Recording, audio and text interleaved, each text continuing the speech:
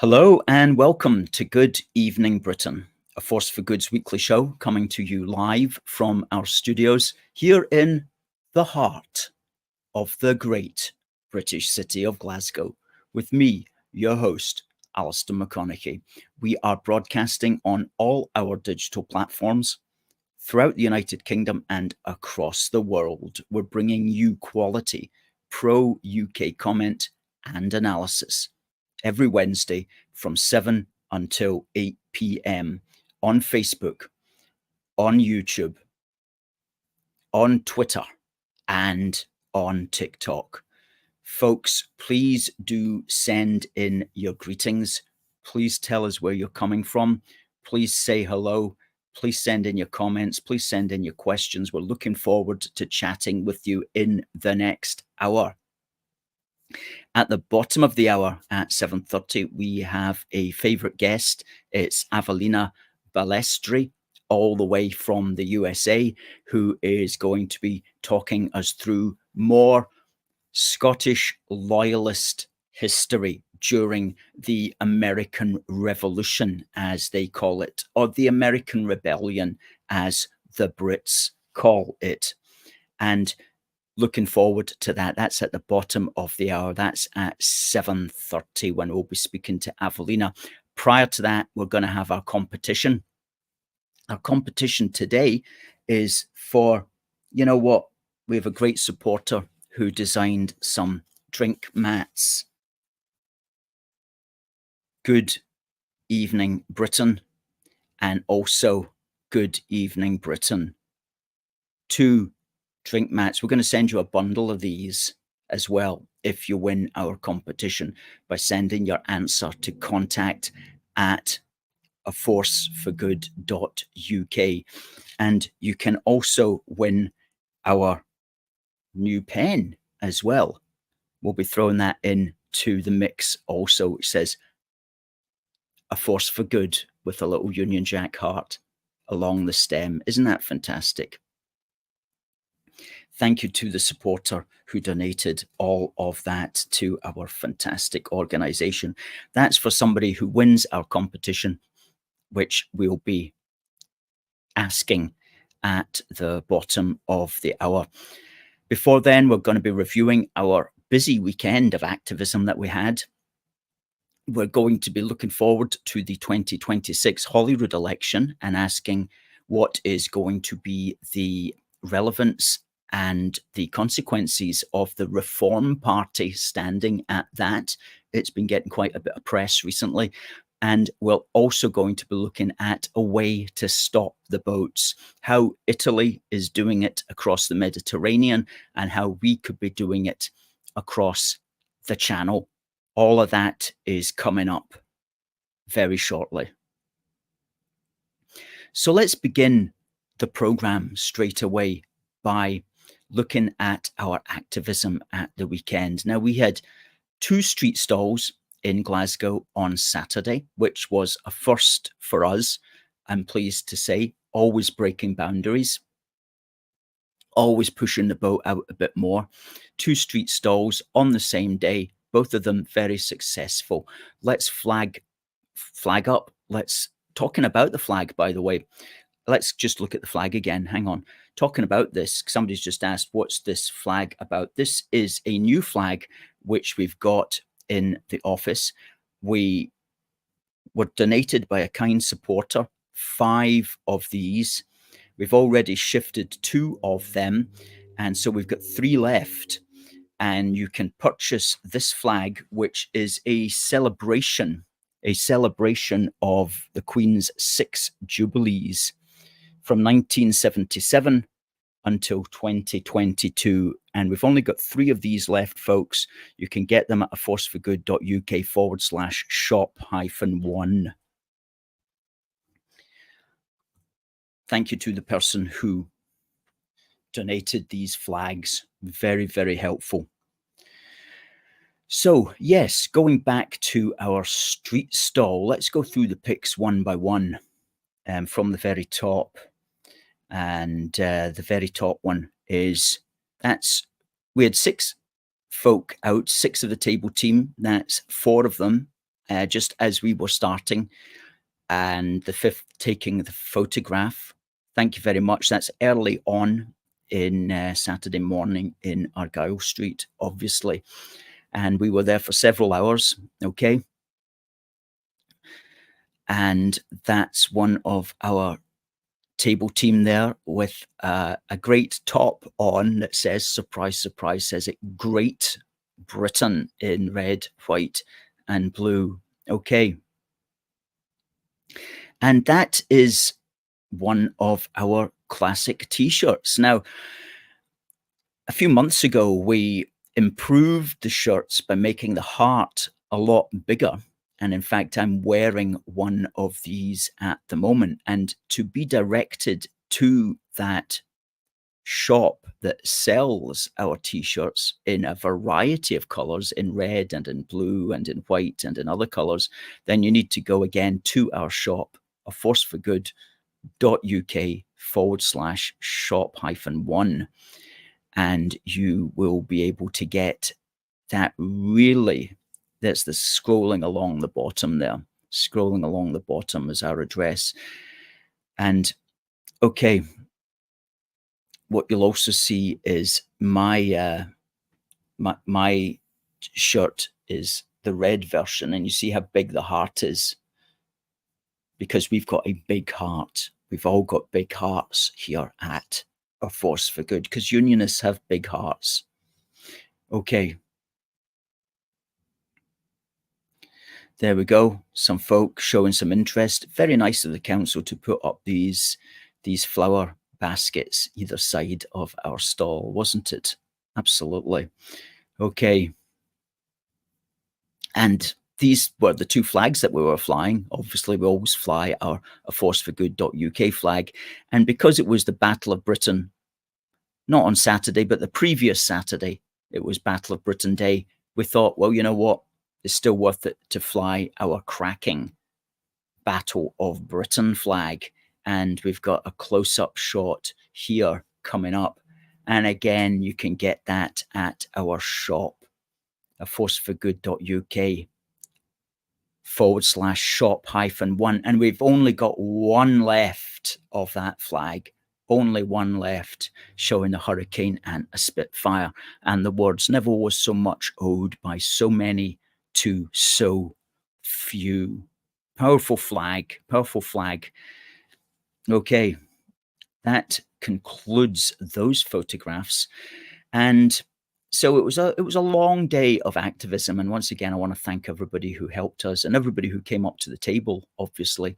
And we always got a lot of support. We always got a lot of love. Always lots of people saying that they love to see us, that they like what we offer, and that they just wish there was more of us. And we say, well, you know, everybody can do their bit. Everybody can help in whatever way that they think possible, whether it's just coming up and giving us a good morale boost like that, whether it's putting some money in the bucket, whether it's becoming a union supporter, whatever way you can, whatever way you think is best for you. Everybody's got their role to play, and everybody at A Force for Good plays it fantastically well. So thanks to the table team and to the team here at A Force for Good, who keep this show on the road. Unlike the all under one banner people who announced 2 days ago that they were not going to have a march in Edinburgh after all. Back on the 21st of September, they announced that. They've got a little picture here. I think it was from the National. The National made the announcement that a pro-Scottish independence group has announced that there will be no march organised in Edinburgh this year. All under one banner said they have decided to take time to consider the organisation's plans for 2025. And so, okay, it looks like they are basically a little bit demoralised with things.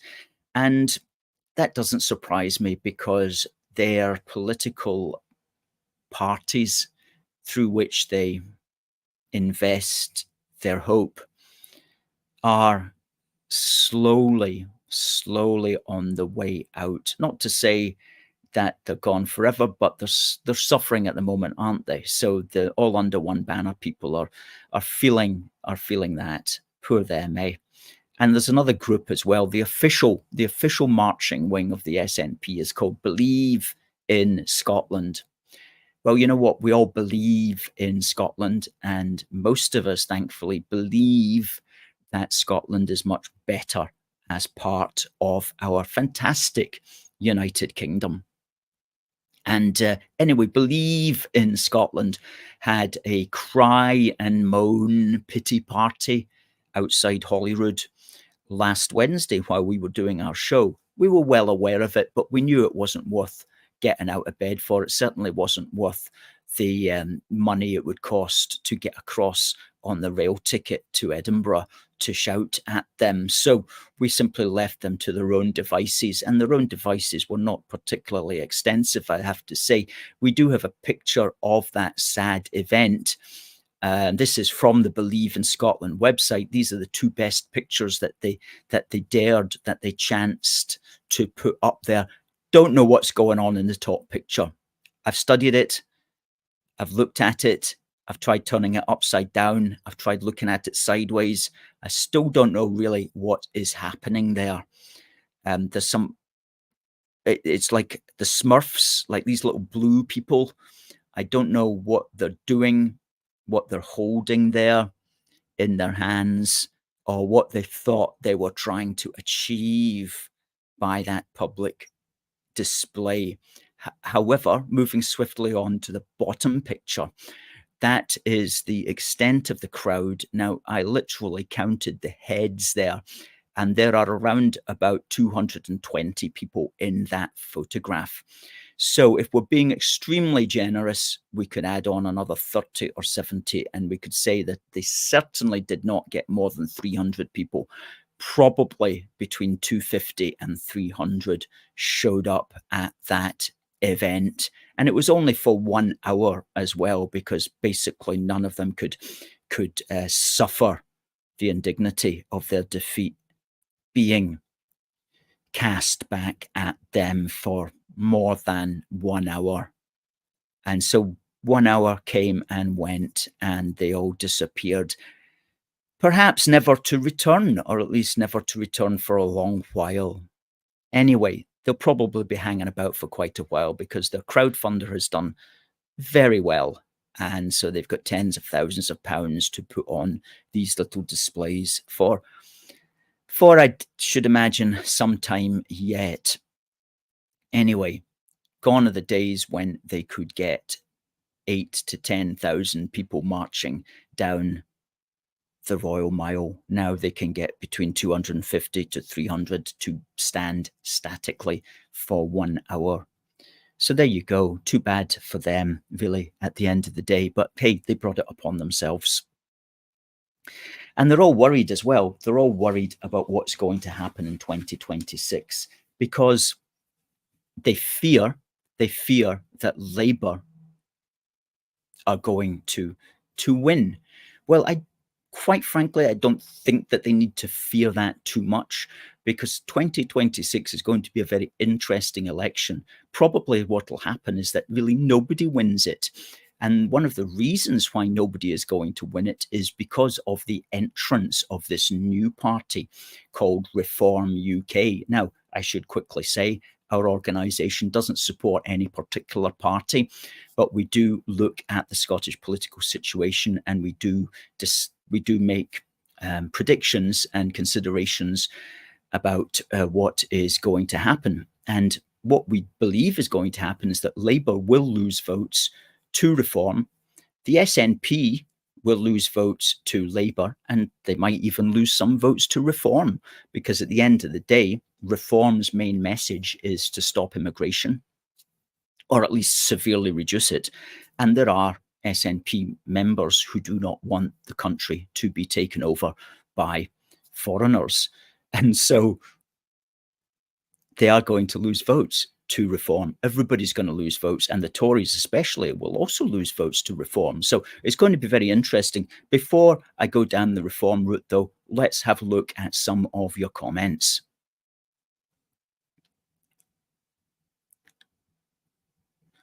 Derek Hart, first in, says, hello to the AFFG family. Had a great day on Saturday seeing AFFG friends and new supporters asking to join. Wasn't it good? Hello to Debbie. And as Debbie said, didn't that go well for Starmer yesterday? Goodness me, it was a bit of a disaster. All he'll be remembered for is the sausages comment. Oksana says hi, and Paul says hi. And Melissa says yay, and the highlight of the week for sure. Hello to Catherine and to Anthony and to Daniel.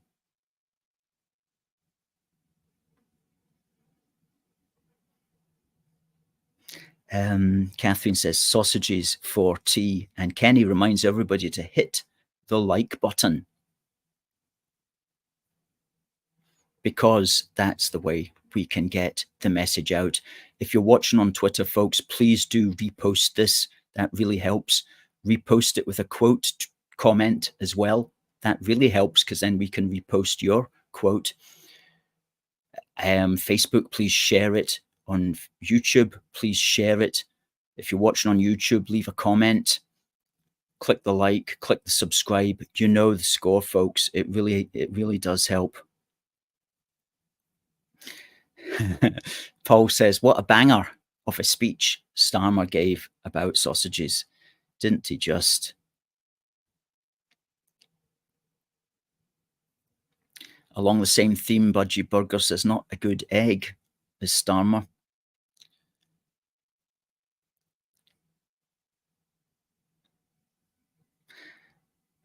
Sikola wonders how enough Labour is going to win again. Certainly if they continue at this rate by 2026, by the time of the Scottish and Welsh elections, they're probably going to be suffering from the constant problems that are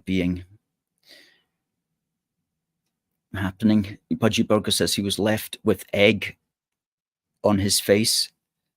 Absolutely. Let's keep up the breakfast memes here, if we can. Now, Kenny says, stop the boats, stop the invasion, control Islam, put Brits first. That's his 4-point message. Well, let's talk about a party that wants to stop the boats.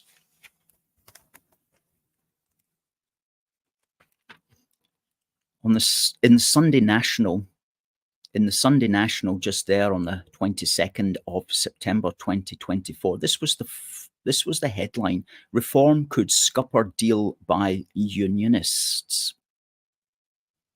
What was meant here? A Reform UK breakthrough in Holyrood could throw the Scottish Parliament into disarray, threatening to deprive both unionists and pro-independence parties of a majority. Now, remember that at the Scottish election, everybody has 2 votes, the first for a party in their constituency, the second for a party in their region. Constituency votes are first past the post. Regional votes are by proportional representation, and it is on the regional ballot that Reform could really make a breakthrough. If they were to get the percentage that they got at the general election just passed, then they would get at least 1 candidate in every region. So that would be 8 MSPs, and that would certainly cause problems, because it would deprive, that candidate may come in at the expense of an SNP candidate, or a Green candidate, or a Labour or Tory candidate. So Reform is threatening all of these parties, because the final candidate elected in each region is likely to displace a candidate from one of the main parties. And that will then mean that the SNP, for example, won't necessarily have a ruling majority. It could fall that the Labour people don't have a ruling majority, and that coalitions are going to have to be formed if there is to be a quote-unquote government. And Professor Curtis here has been contacted about it. And Curtis told the Sunday National, quote, "The problem of reform for Labour is this. It's not necessarily how many votes or even seats they might take off them. Well, that is actually a problem. It's that reform are going to be regarded by Labour as uncoalitionable."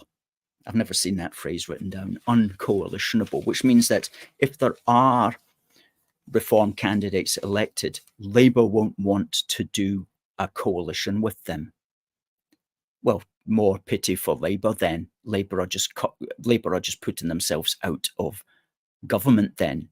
If by doing a coalition with Reform, they could get a majority, Labour are still not going to do that. According to Professor Curtis, maybe things will change nearer the time, but that looks like the situation at the moment.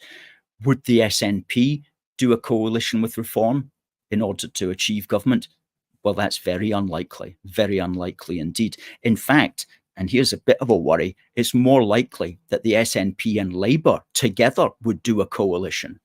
And that's already been suggested, and it's being suggested in this article. Or it may be that Labour, Lib Dems and Tories together will somehow do a coalition to keep SNP, Greens and Reform out. But what it is saying is that Reform is very much the fox in the henhouse. And that's the kind of parties and that's the kind of chaos that we quite like to see, especially if it causes problems for the SNP and especially if it causes problems for the Labour, Lib Dem, Greens and Tories, none of whom have spoken up properly in Scotland against mass immigration, against the small boats and against resettling the fraudulent asylum seekers here in Scotland. So they'll all deserve what they get come 2026, no question about that. But one thing I think we can be pretty sure of is that there's not going to be an SNP majority, and it certainly won't be sufficient enough for them to try to call for a second referendum. Goodness me, we can't have that. So, talking about Reform's message, they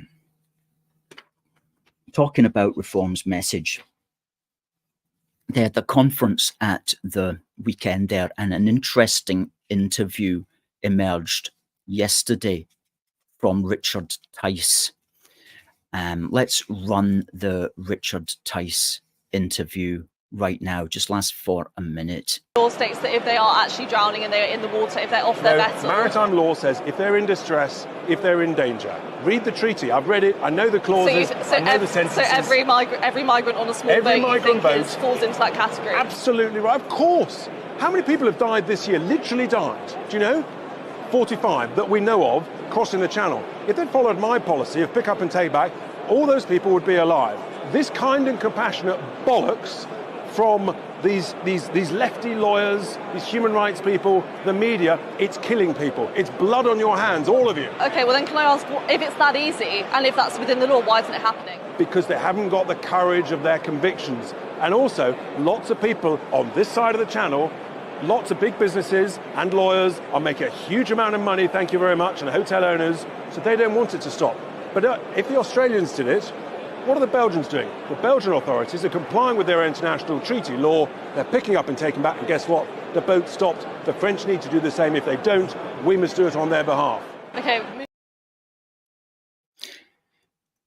Well said, Mr. Richard Tice on that matter. And this was, the interviewer was asking him, surely people will drown if you try to physically stop the boats and take them back or drag them back or push them back or whatever.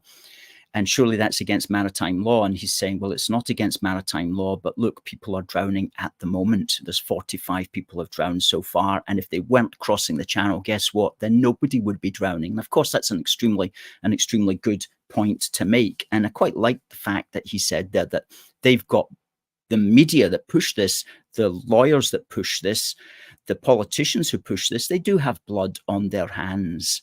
There's no question about that, because this policy is leading to people dying and drowning in the channel. But it goes much worse than that. much greater than that, because there's people drowning in the Atlantic and also in the Mediterranean trying to get to Calais. And I was looking into some of the numbers, and if the numbers are to believe, they are extraordinary numbers of people drowning in the Atlantic, especially, which I'll just get to in a moment. But, you know, this article appeared in the Telegraph on the 17th of September, border agents to head off migrants in Austria.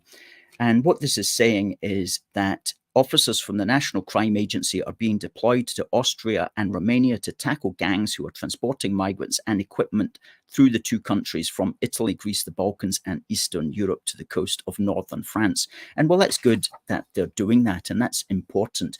But, you know, addressing the smugglers before you close the door is literally like leaving the bank vault wide open and leaving the door to the bank wide open and saying, guys, try to get to the bank vault. We're going to try to stop you. And we're going to try to stop you en route. Well, you might stop some of the people en route, but most of the people are going to get to the bank vault. You are giving them the motivation because you're leaving the bank vault open, you're leaving the doors of the bank open, and you're basically putting out an invite to the world. Yet you think it's doing something by trying to stop people en route getting there. Oh, if you get into the open bank, if you get all the money in the bank, you win, we lose. That's the way the game works. No, maybe a better way of setting this game is to shut the bank vault, shut the doors of the bank, don't let anybody in, and you'll find then that nobody comes. Okay, so unless you can stop what is motivating them, then they're always going to come. And the way you stop them coming is you say you cannot cross the channel. If you try to cross the channel, you will get sent back. We will put up a barrier in your way. We're not leaving the bank vault wide open for you this time. We're literally closing it, and we're going to ensure that you don't get anywhere near it. That's the way that ultimately you stop the gangs, and that's the way that ultimately you stop people drowning.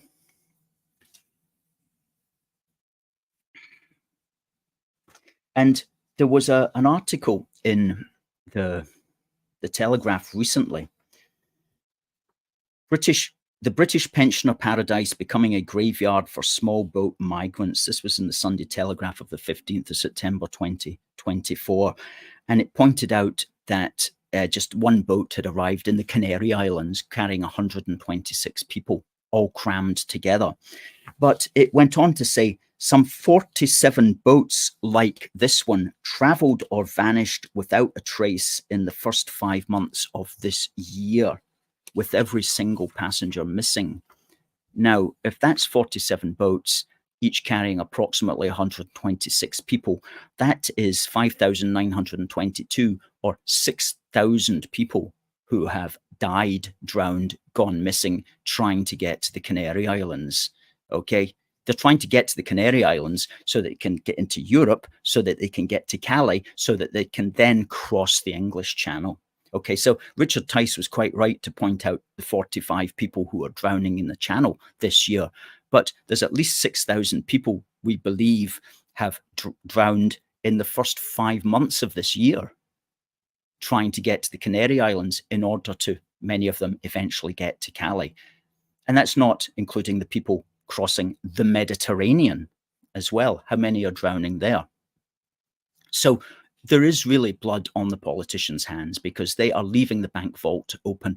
They are encouraging people to come here when they could turn it back. And yeah, turning it back would initially be a little bit chaotic.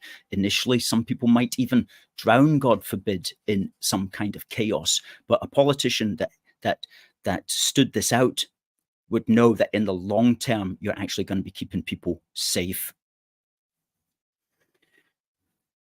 Now, I'm just going to talk for 5 minutes more. What we'll do is we'll make sure we still speak to our guest for the requisite 25 minutes. But the point that I want to finish on is this.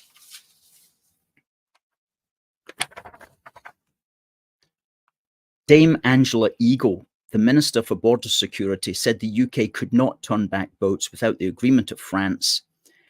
And the French themselves argue that any interception without the permission of the migrants breaches maritime law because to do so would put their safety at risk. And that's forcing back migrant boats, not an option, says Minister, from the Daily Telegraph of the 18th. However, Italy is forcing back migrant boats. As this chap, Tony Smith, former Director General of the UK's Border Force, pointed out in the Daily Telegraph of the 16th of September. He says here, he points out, Italy and the EU have for years been paying Libya to clamp down on migrant boats. It's not just a Maloney initiative. In August 2017, Italy and the EU put in place a deal to train the Libyan Coast Guard to intercept boats and return migrants to Libya. It has proved effective, but controversial because of the various human rights groups and all that kind of carry on. But one thing is clear, he says, as far as the EU is concerned, it's okay to intercept migrant boats heading for the EU from North Africa and return them, whether they like it or not. But it's not okay to intercept migrant boats from France and return them there, even though the relative safety of returns to France pales into insignificance when compared with returns to Tunisia and Libya. The fact is, the EU should stop pretending that maritime interdiction and returns of UK-bound boats to France is not an option. Rather, they should enter into immediate negotiations with us on joint patrols in the Channel and the safe return of all the migrants to France, regardless of who rescues them and where. Only then will we be able to break the smugglers' business model and ultimately save lives. Well said from Tony Smith here. European Union is pushing its mass migration problem in our direction. And we'll link to this article in the description box. Fantastic. Fantastic points that I wanted to make there. Somebody has to make them. Somebody has to make them. Now,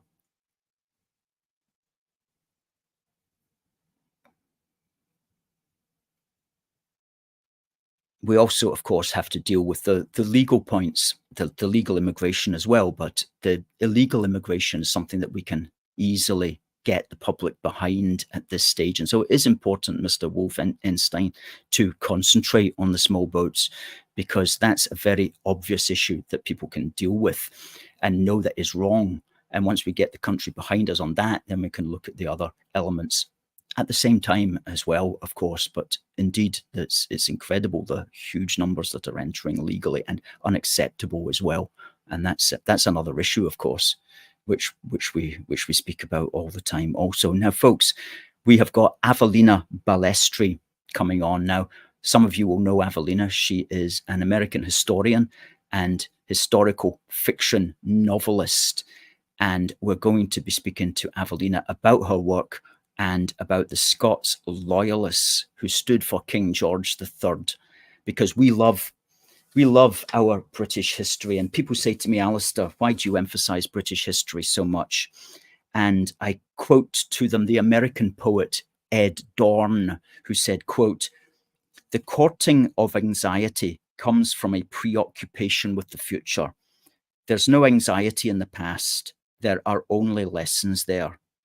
Knowledge of the past is the only thing that can reduce anxiety about the future." Close quote.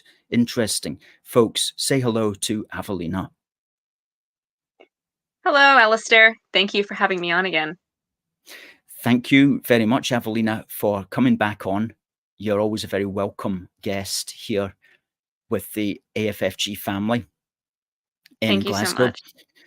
And you've been on several times over the past few years, and the last twice you have been speaking about various Scots Loyalists, by which we mean those people who supported Britain in its argument and in its battle with the 13 colonies.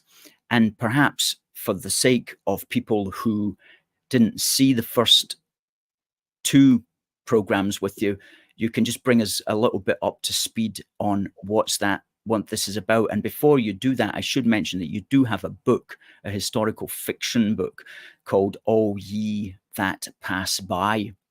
And in that book, you weave together the stories of the people that you've been describing about. And you can get that book by simply searching on Amazon for All Ye That Pass By. Okay. Cool. Well, bring us up to speed, Avellina. Sure. So, so the past two episodes, I discussed Major John Pitcairn, who was involved in the early sort of days, or if you will, eve of the American Revolution, kind of, introductory conflict that took place in the Boston area. He was the one who famously said, "Disperse ye rebels," at Lexington, and later at Concord he was involved. And he was mortally wounded at the Battle of Bunker Hill a couple of months later. So we covered him, and he was from Fife in the lowlands of Scotland.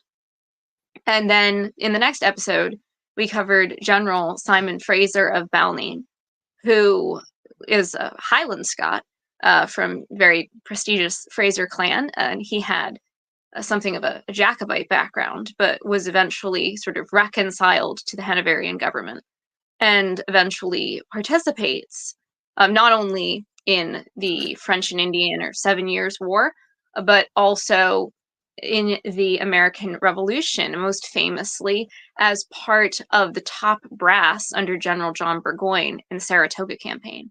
And so he ended up being mortally wounded at the Second Battle of Saratoga, the Battle of Bemis Heights. And so both of them were very noteworthy Scots who participated in the British Army in the American Revolution. I think many times people forget just how many Scots were involved in the British military. I mean, when you start to think about it, they really did punch above their weight in terms of so many aspects of British life post-Union. And in the American Revolution, they really were, very, very present there. And so I often think of a kind of triumvirate of figures. And it always tends to be Pitcairn, Fraser, and the person we're going to talk about tonight, Major Patrick Ferguson. The three of them really kind of form a kind of a triune unit of the most sort of famous Scots who fought for king and country, fought and died for king and country in this conflict. Interesting. You mentioned, so tonight's, is it Major Patrick Ferguson, did you say? Yes. Where was he from originally, or where was his family from? So his father was a judge. So he was actually, Patrick Ferguson was born in Aberdeenshire. So technically a Highlander, however, also technically a Lowlander, because the family ends up commuting a ton between Aberdeen and Edinburgh. He identified strongly with Edinburgh, lived and was reared mostly in Edinburgh, also somewhat on his family's estate, which was up in Aberdeenshire in Pitford, which actually was called the Blenheim of the North by some people because of how much it ended up built up. But his father was an interesting character because he had Jacobite sympathies. And he nearly got himself into trouble in different ways because of that. And he was rather famous for defending Jacobites on trial in Carlisle, and also had, according to rumor at the very least, or accusation, had offered to give safe haven, essentially, to refugees fleeing in the aftermath of the Battle of Culloden. So this was kind of part of the reason why he commuted a lot too, between Highlands and the Lowlands. What you end up with is, yeah. Sorry to interrupt you, but is the reason, maybe you'll get to it, is the reason that the family moved to America is because he wasn't particularly favoured in Scotland Oh, they didn't. by the Sorry, they by the didn't. authorities as a consequence of giving shelter to Jacobites after Culloden?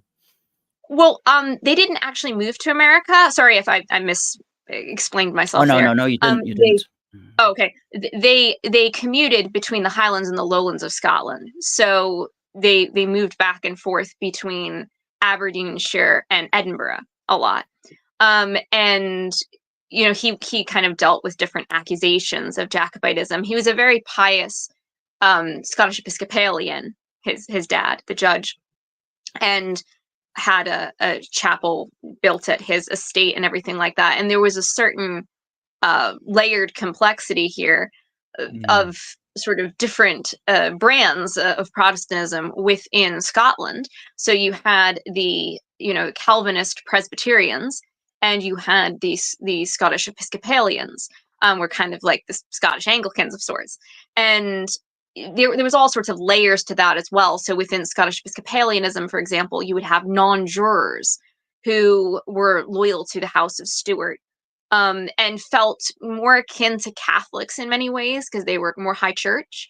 And then you would have other Scottish Episcopalians who would indeed take the oaths, the test acts, etc., and so forth. So the dad sort of straddled that line for a while, but he eventually did actually take the oaths, and so forth.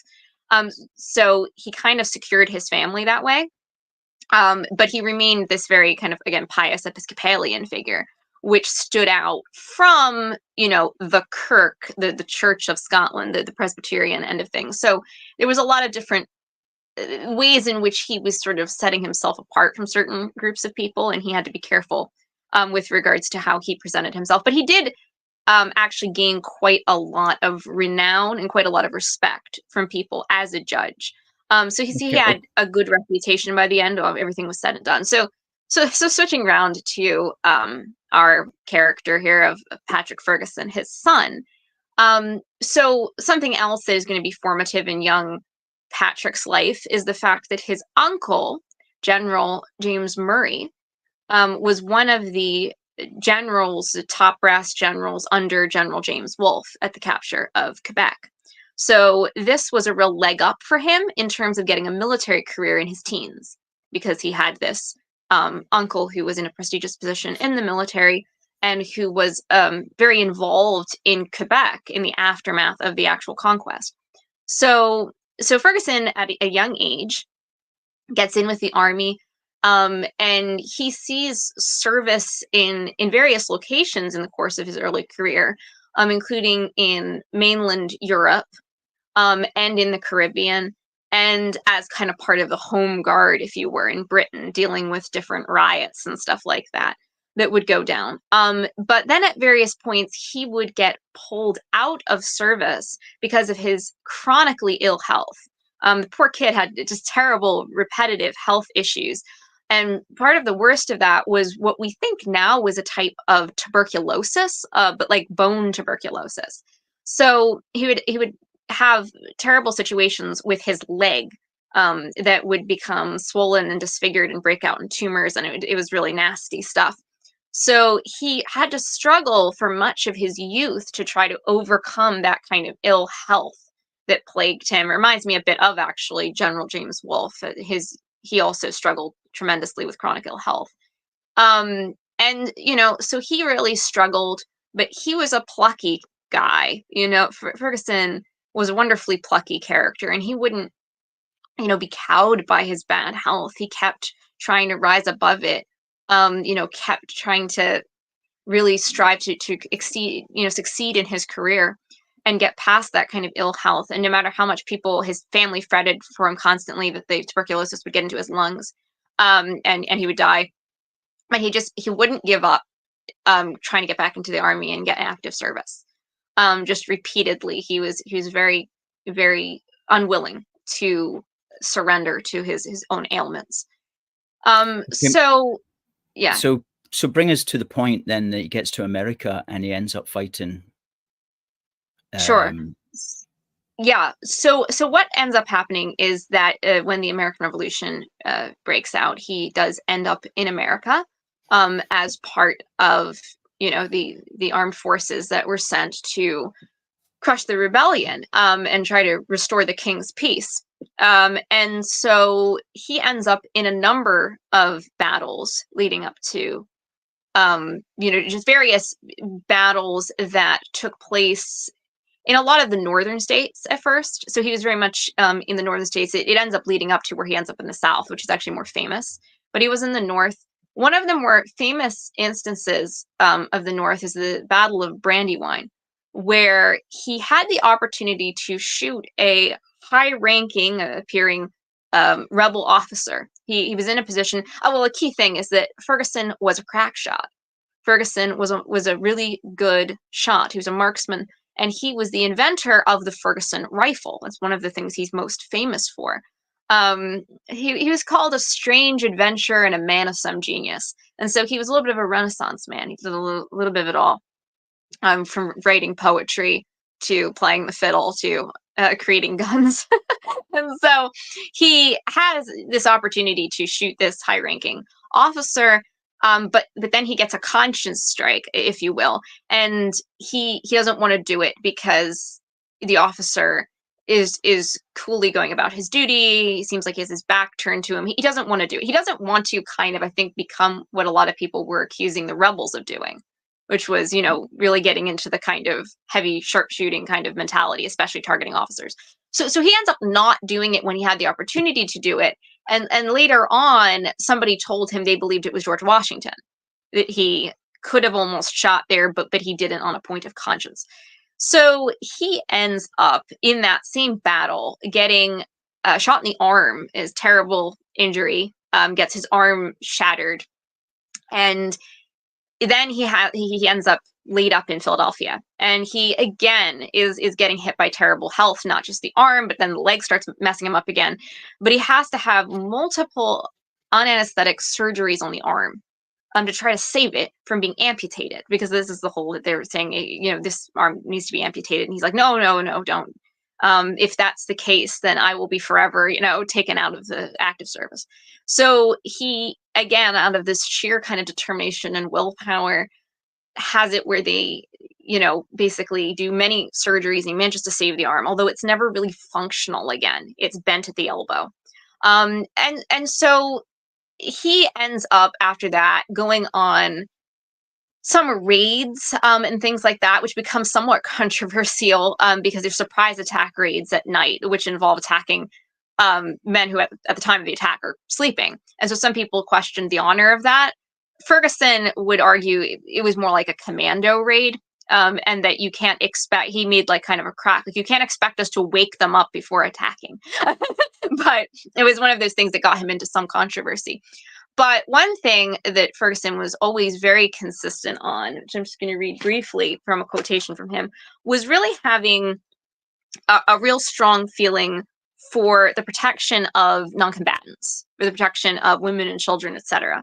So this is just two quotes that paraphrase that, which was always very strong in him, this sort of chivalric streak toward non-combatants. As every man of common humanity must be happy in exerting himself for so virtuous a purpose, you may believe I obeyed his commands, this is General Howe's commands, with diligence and alacrity, and I have the satisfaction of knowing that I have protected a number of innocent families from outrage of other corps, and that not a soldier of my detachment has been detected in marauding whilst under my command. And by God, I will never suffer it, or serve in an army where it is allowed.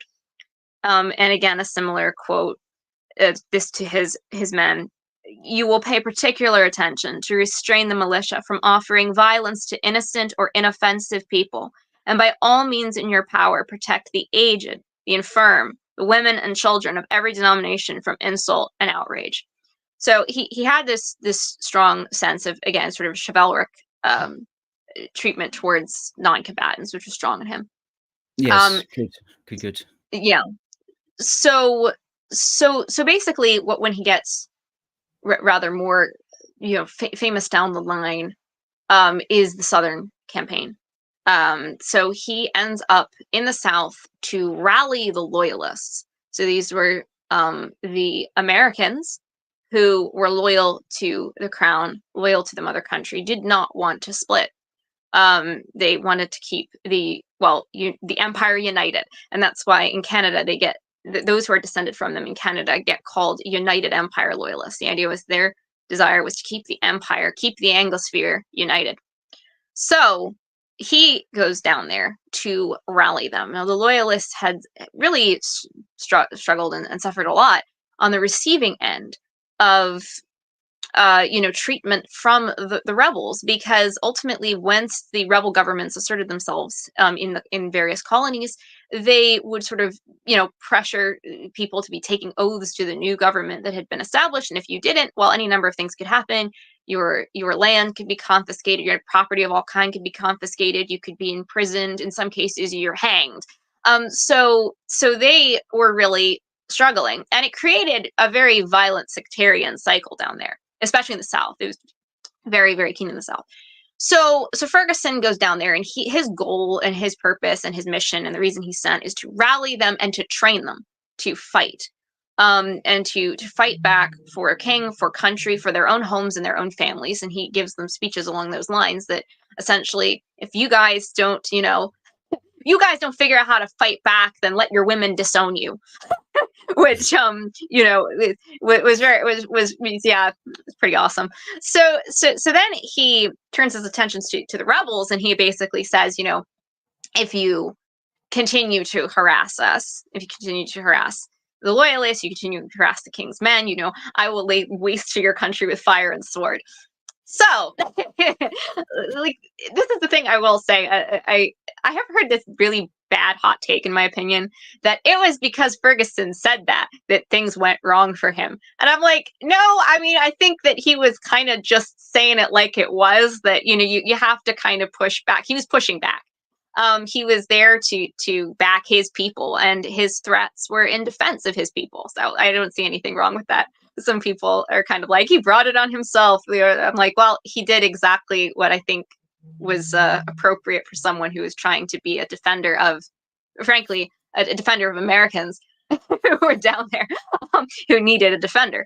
But anyway, he could certainly be a bit cocksure at times and make some bad military move decisions. That's true.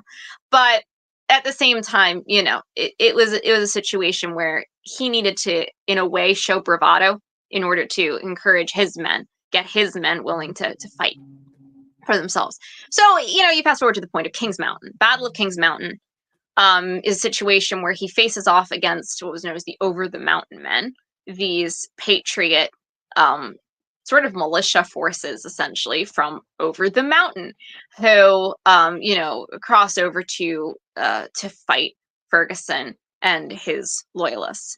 The irony being that almost like loads of people on all sides of this thing are of Scottish ancestry. So many people kind of say this is like a Scot on Scot violence situation breaking out. It definitely was an American on American violence situation, very much so, King's Mountain. Ferguson was one of the only British regulars to be on the mountain. It was very, very small pittance, basically, of actual British regulars involved here. Almost everyone was American loyalist. And so you have this dramatic fight where Ferguson gets surrounded on the mountain. Even though he got the high point, he got basically still messed up, and ends up being kind of attacked from all sides. So he makes a grand show of it, though, still, even to the end, of riding around, breakneck speed, trying to encourage and rally his men, blowing on his silver signal whistle, which was like his kind of hallmark, and dressed in what I'm wearing right now, which is a plaid jacket over his uniform. And so he makes quite a thank you for whoever said lovely waistcoat. And then so he ends up getting kind of, picked off, so to speak, because he's making such a scene of it. But when when his men actually try to raise the white flag, he has a pretty good idea they're not going to get mercy. So he cuts the white flag down, and he's like, no, we fight to the end. We're just going to get killed anyway. So they do. And then what ends up happening is that he gets riddled with bullets, basically. He gets shot like 8 to 12 times. And then he gets his leg caught in the stirrup of his horse. And it may have been his bad leg, because it's like, you know, his leg gets stiff and you can't easily get it out of the stirrup kind of a situation. So nasty stuff. He ends up going down, gets dragged down the mountain, basically, with his leg caught in the stirrup. And then at the bottom of the little ridge, you know, some of the patriots come over, and one guy tries to take his sword off of what they think is his corpse. And Ferguson, in a last burst of energy, manages to sit up and shoot the guy with his pistol. And then, you know, this just reminds me of the saying of the Macintosh clan: "You touch not the cat without the gloved hand." This is one of those situations. But poor Ferguson, he's used his last bullet here, and he doesn't have any means of defense anymore. And so it's pretty awful. He gets beaten and kicked to death by the rebels. And then in the aftermath, like, some horrible stuff happens to his corpse. They basically desecrate his corpse to the point of being unrecognizable, urinate on it, etc. It's really nasty stuff happens, strip it. And then they bury him in a shallow grave. And so legend has it, and this is one of the sort of legends of Kings Mountain business, that he, when trying to sort of rouse his men or rally his men, had made a blasphemous statement, which was, God in heaven and all the rebels from hell couldn't drive me from this mountain. And therefore, this whole tradition starts where people start to put rocks on the grave. It's a little weird, and there are a bunch of different theories on how this began. It's like the logic, you're trying to hold him from the judgment day, keep him on the mountain, or is it like, I don't know. I'm a little confused on it, but basically it's supposed to be something to do with that sort of statement where they're kind of rubbing it in that he isn't getting off the mountain, like he got what he wished for, and kind of something like that. It's become a tradition. One thing I would say about, in wrap of the whole thing about the blasphemous thing. Now, Paddy, this is what his family and friends call him. So Paddy could certainly work his mouth. He had an irreverent sense of humor at times. But one thing I think people are wrong about, and I've run into a number of people who kind of latch on this story and a few other things and say that, oh, well, he kind of represents this sort of flippant irreligiosity, is that in his letters, you can just tell that's not actually strictly the case. When he's actually being serious, if he's not making a joke or maybe trying to hype some people up in the moment, he actually seems like he inherited quite a bit of his dad in him. In terms of, he actually mentions God a ton in his letters in a positive way too, in a reverential way. So that's not a good representation of him. And he actually has one very, very lovely quote, I think, which I think is a better way to kind of give a nod to the man. And I think the way he'd rather be remembered, frankly, than if not he made a sort of a blasphemous statement. And it's, "The length of our lives is not at our own command, however much the manner of them may be. If our Creator enable us to act the part of men of honor and to conduct ourselves with spirit, probity, and humanity, the change to another world, whether now or 50 years hence, will not be for the worst." Well, do you know what, Avellina? I think that's a fantastic way to end your tale there of what I'm going to call the legend of Kings Mountain. Yeah, pretty much.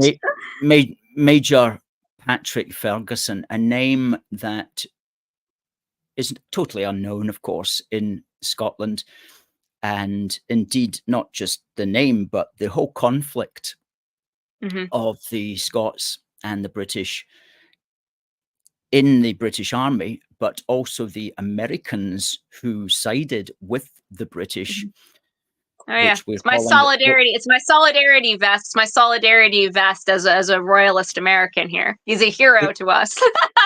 Well, exactly. And I just wish there were more loyalists around. When we were on the street stall, actually, on Saturday, a Canadian fellow came up to us and said that he was a loyal Canadian and he was over on holiday. So who knows, maybe he was, well, he possibly was descended from the loyalists, what you mentioned, they're called the United Empire Loyalists, who left America after the end of the revolution, which is to say after when it ended in 1783, who made their way to Canada and who founded the great British nation of Canada. So Avellina, what I'm going to do is say thank you very much. Now, people who want your book, which is a historical tale based around this whole time period, what you need to do is search Amazon, All Ye That Pass By. It's available on Amazon.com for record, .co.uk.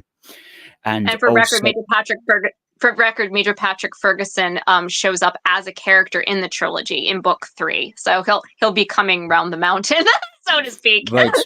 Right. And also go to your YouTube, which is youtube.com/at Avellina Balestri, AVELLINA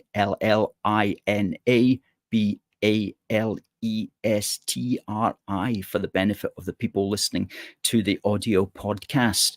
So Avellina, thank you once more very much for your dissertation. You're the go-to historian, I think, for American loyalism. At least that seems to be the row that you are cultivating for yourself, and look forward to. I do my best. I do my best. I feel like it's a matter of keeping faith with those who have gone before. So it's something that is important to me. And yeah, no, I'd love to. Maybe next time, now that we finished off the triumvirate, something I think would be really cool to do would be General Edward Braddock from the French and Indian War, who may have been born in Perthshire. So him and Sir Peter Halkett, who was close to him in that Braddock's March Monongahela battle, was also a Scot. So I feel like we could do French and Indian Scots.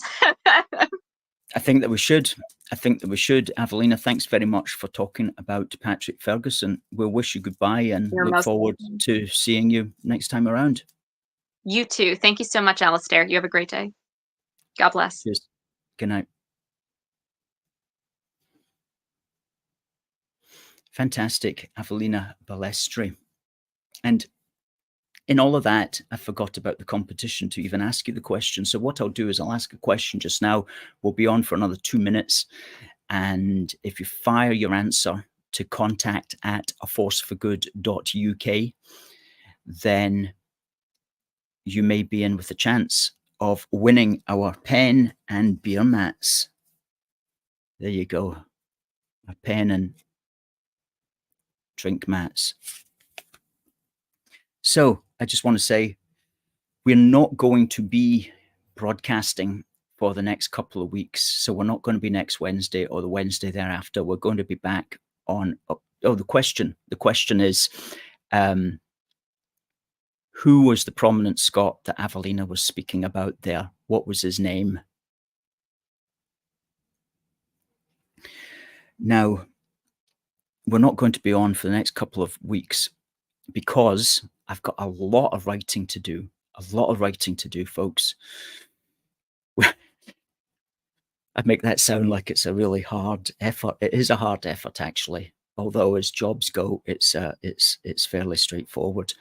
But I'll be doing the next issue of Union Heart, which is going to be a commemoration of the 110th anniversary of World War I. I'm going to try to get it in. I've got 16 days. I'm going to try to just get it done. It covers so much, but I think it's going to be fantastic. I'm also going to start on volume 2 of One Big Book for the Union, and I need to start on that because we're wanting it for Christmas, right? So please forgive me for not being on next Wednesday or the Wednesday thereafter, but please be aware that we're going to be doing a lot of work that's really going to benefit things in the future. In the meantime, folks, always remember you can get a volume 1 of One Big Country by going to Amazon and searching for One Big Country. Volume 2 on the way. And you can also simply go to our shop at aforceforgood.uk/shop-1 to get a wee book for the Union, or to get our greeting cards. We've got lots of greeting cards. Or, of course, that fantastic flag. Only 3 left. And also other books available, Scotland Now, at our shop. We push the merchandise. It's the way that we stay on air, folks. Now let's look at some comments. Melissa says, such a busy man. Absolutely. Catherine says, wonderful talk. Thanks, Avellina. Carol Kilpatrick says, hi, Avellina, loving the tartan waistcoat.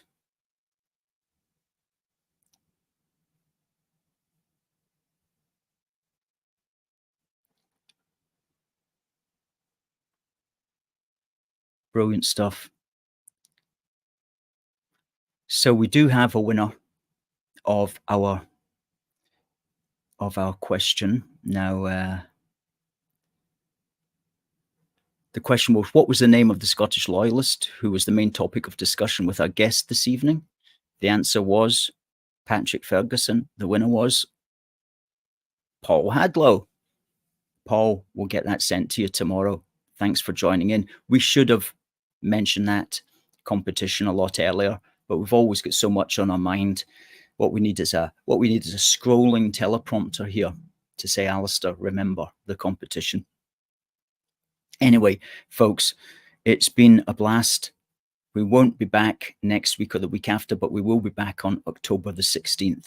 So until then, I wish you all the best, and God bless the United Kingdom, and God save the King. See you next time.